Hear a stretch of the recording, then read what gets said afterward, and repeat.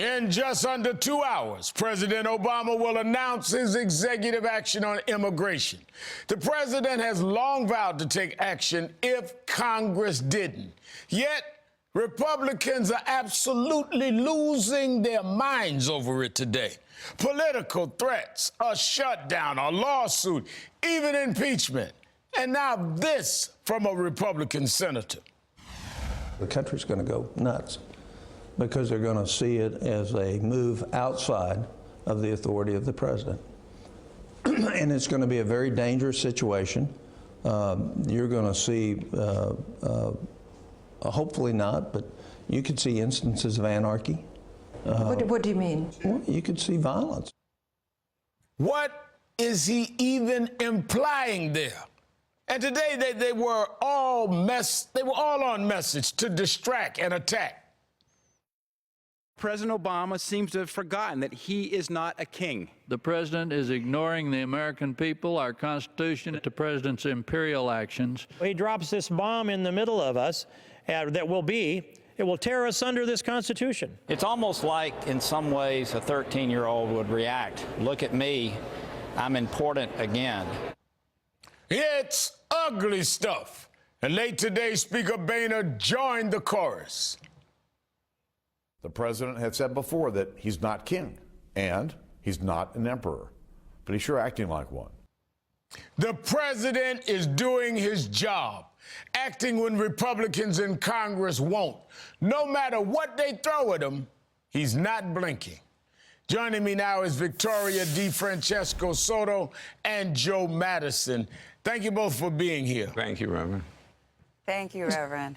Joe, I have to start with that claim from GOP Senator Tom Coburn about the president possibly triggering anarchy and violence.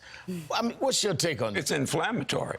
It's a provoking violence coming from someone who works in one of the most august bodies of government. And I don't think I've ever heard any kind of language like that, quite candidly, since the Civil War.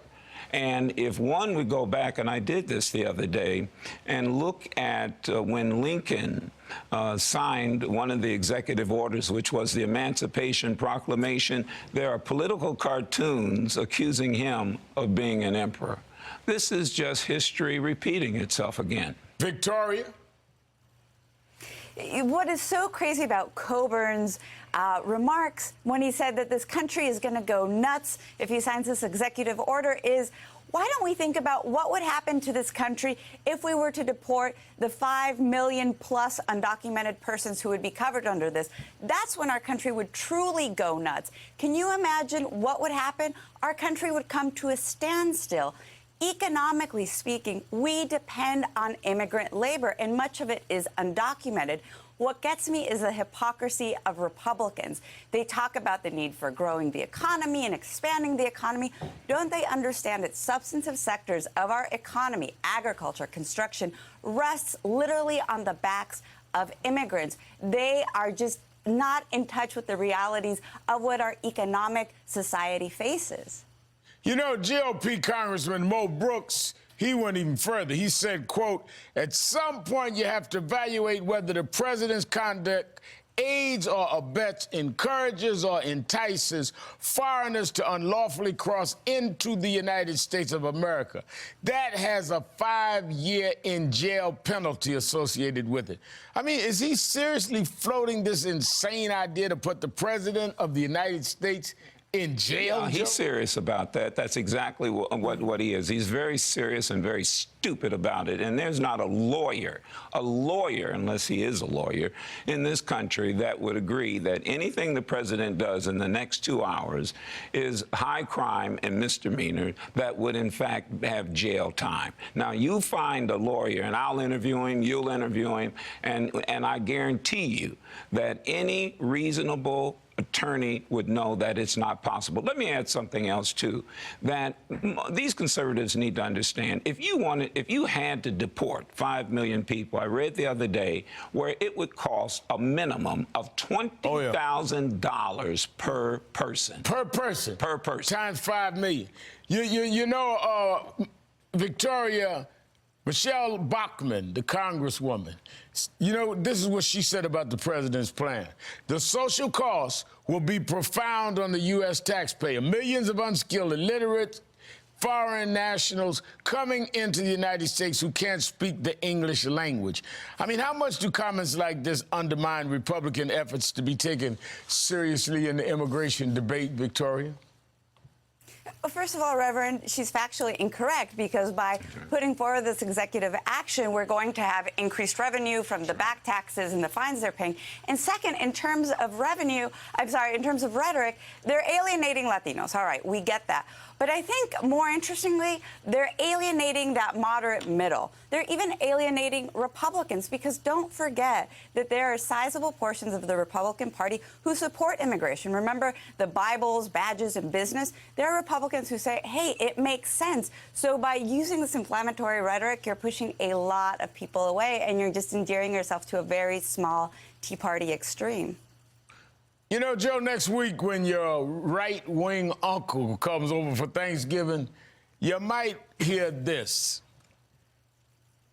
The Emperor-in-Chief of the United States is going to declare war on the U.S. Constitution and grant amnesty to millions of people. It is like we're going to put the Constitution up on a wall and Obama is going to start shooting a BB gun at it.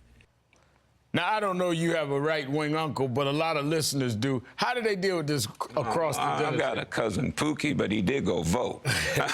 But I think what you have to do is remind that uncle that it was just a couple of years ago you talked about family values and how important families are. Now, what will the president do?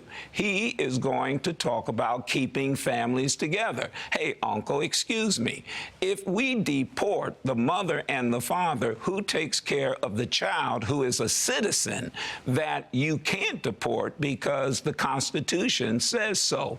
I mean, this is crazy stuff. And you know what? I hope they do consider impeachment. I hope they do consider jail. I hope they do consider it, because they can bend over and kiss their collective you-know-what goodbye. Victoria, they say a lot of this because they believe it, or they say a lot of this because they really have no concrete, substantive answers to where they would go with immigration, which is why they haven't even passed the Senate bill that has already passed the Senate. I'm leaning towards the latter, Reverend. I mean, I think there are some people who really do believe that they can impeach the president or throw him in jail. But I think most Republicans are performing kabuki theater. They're trying to make up for time and figure out, OK, well, what can we do between now and when it's implemented? And they also know that if they were to, in fact, pursue these options of impeachment or jail time, that it would hurt them, not just in the short term, but the medium to long term. This is a party that says it wants to increase its size. It wants to be a big tent. Well, this isn't what you do if you want to do that. And 2016 is not far off from here. And if they want to go back to the White House, they need to play nice. Victoria Defrancesco, Soto, and Joe Madison, thank you for your time tonight. Thank you, Reverend.